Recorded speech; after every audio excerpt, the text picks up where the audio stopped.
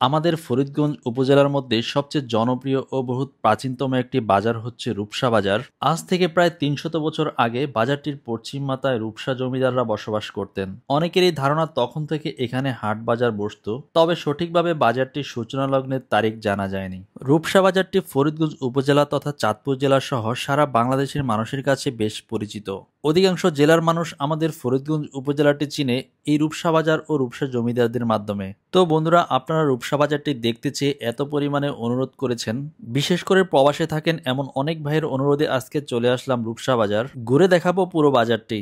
এটি চাঁদপুর জেলার ফরিদগঞ্জ উপজেলার রূপসা গ্রামে অবস্থিত। ফরিদগঞ্জ বাজার থেকে প্রায় ৫ কিলোমিটার পূর্বে এই বাজারটির অবস্থান। এখানে প্রতি সপ্তাহে শনি ও বুধবার হাট বসে। হাটের দিনে আশেপাশের বেশ কয়েকটি গ্রামের মানুষ এখানে কেনাকাটার জন্য ছুটে আসেন। এখানে হাটের দিনে মাছ, মাংস, তরুতরকারি সবকিছুই পাওয়া যায়। বিশেষ করে হাটের দিনে এখানে গরু, ছাগল, হাঁস, মুরগি, কবুতর থেকে শুরু করে অনেক কিছুই বেচা কিনা চলে, যা ফরিদগঞ্জ উপজেলার মধ্যে আর অন্য কোনো বাজারে পাওয়া যায় কিনা তা আমার জানা নেই। সালামু আলাইকুম ভাই, ভালো আছেন? ভালো আছি ভাই। আচ্ছা, আপনাদের এই বাজারটার নাম কি? এটা হলো রূপসা বাজার। রূপসা বাজার। আমার জানা মতে ফরিদগঞ্জের মধ্যে সবচেয়ে একটা বড় বাজার এটা রূপসা বাজার। হ্যাঁ, রূপসা বাজার ভালো বাজার, বড় বাজার। আচ্ছা, এই বাজারটা কোন কোন দিন বসে হাট? বুধবারে আর হলো শনিবারে। শনিবার এবং বুধবার। এই বাজারে কি সকল আইটেম পাওয়া যায়? সব এটা পাওয়া যাবে। আচ্ছা, আপনারা এই বাজারটা কত দিন থেকে দেখতেছেন, কত আগে থেকে?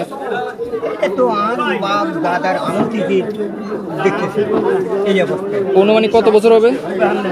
আমার তো মনে করেন এই বাজারে আমি তো আগে গ্রাম করতাম, আর বিভিন্ন বাজার করতাম, আর অন্য বাজার পরে এখানে বসি দেন, এইখানে বসি দেন, আজ 22 বছর এখানে আছেন।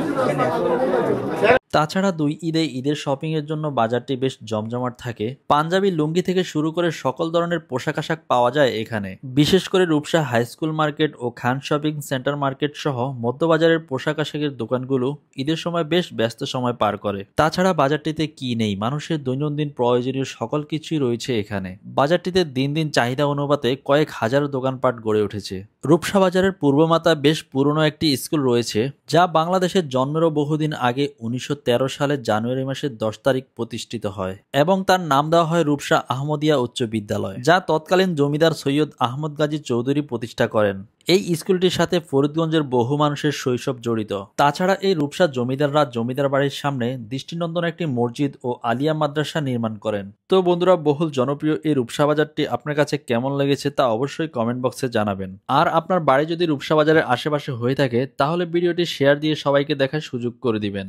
তো বন্ধুরা, আজকের মতো ভিডিও এতটুকুই। সবাই ভালো থাকবেন, সুস্থ থাকবেন। আল্লাহ হাফেজ।